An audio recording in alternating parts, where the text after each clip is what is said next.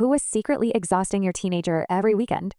My 14-year-old daughter started asking to sleep over at friends' houses every weekend, and I thought it was just normal teenage social stuff. But then I noticed the pattern. Every Monday morning, she'd come home looking absolutely destroyed. Dark circles so deep they looked like bruises. Shoulders hunched, dragging her feet like each step hurt.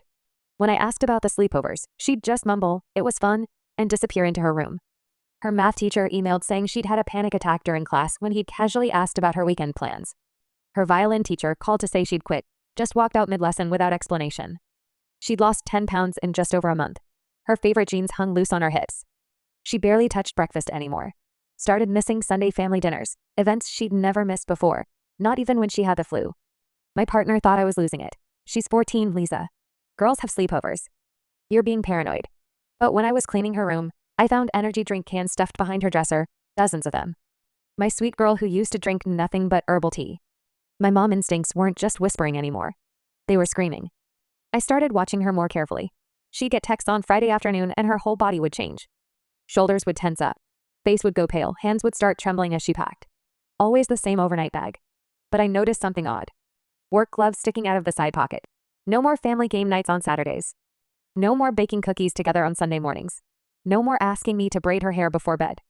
It was like she was being pulled away from us by some invisible force. One day, I was passing her room when I heard her on the phone. Her voice was different. Scared. Desperate almost. I know. I'll be there." Her voice cracked. "I can't do this every weekend anymore. Please." A pause. "No, I understand. I promised. I won't tell anyone." Then I heard her crying. Real gut-wrenching sobs that made my chest tighten. The next morning at breakfast, I asked casually, "Which friend's house are you going to tonight, honey?" Her spoon clattered into her cereal bowl. Her eyes darted to her phone like it might save her. "Just Marlene's." Her mom already said yes. But I called Marlene's mom last week.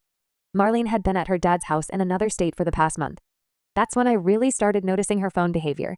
When a specific notification sound played, just 2 quick beeps, her entire body would go rigid. Then she'd immediately delete whatever she'd seen. Something was very, very wrong with my daughter. I waited until she left for her sleepover that Saturday night. Then I did something I'd sworn I'd never do. I followed her. She didn't walk like a teenager heading to a fun sleepover. She walked like someone heading to their execution, taking a weird winding route through the neighborhood, doubling back twice, constantly checking over her shoulder. At one point, she stopped completely, stood under a streetlight, and I watched her take deep, shuddering breaths. Like she was preparing for battle. She pulled out her phone and typed something. Even from my car, I could see her hands shaking as she hit send. The response must have been immediate because her shoulders slumped in defeat, then she kept walking. What I discovered made my stomach drop to the floor. She didn't go to Marlene's house. She went 6 blocks over to a house I knew all too well. I watched her climb the front steps like they were a mountain. She paused at the door, hand hovering over the doorbell for a full minute before finally pressing it.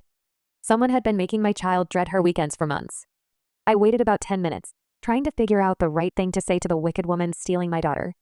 When I rang the bell, the door swung open to reveal a voice I recognized immediately. "Oh, hello, dear." It was my ex-husband's mother, wearing a flower-covered apron. "We weren't expecting you. Kaylee's just helping me with some projects. Such a devoted granddaughter. Comes every single weekend without fail." I pushed past her into the house. The smell of dust and old cardboard hit me immediately. "Mom?" Kaylee appeared at the top of the stairs, work gloves on her hands, cobwebs in her hair, surrounded by towers of boxes. She looked exhausted, defeated. "Well, someone needs to take care of their dear grandmother," my former mother-in-law said. "You've been using her as free labor," I said, seeing the bruises on my daughter's hands from hauling boxes. "I've been teaching her the importance of family loyalty," she snapped back. "Something you clearly never learned." I looked at my daughter and saw the relief flooding her face as she realized I'd finally found her. My ex-mother-in-law threatened her, saying if she left, then she wouldn't help her gain popularity anymore. We left that night and never went back. I had our lawyer send a cease and desist letter the next day. Within 2 weeks, my daughter was sleeping in on Saturdays. Her hands were healed, and she was back to being the happy kid I remembered.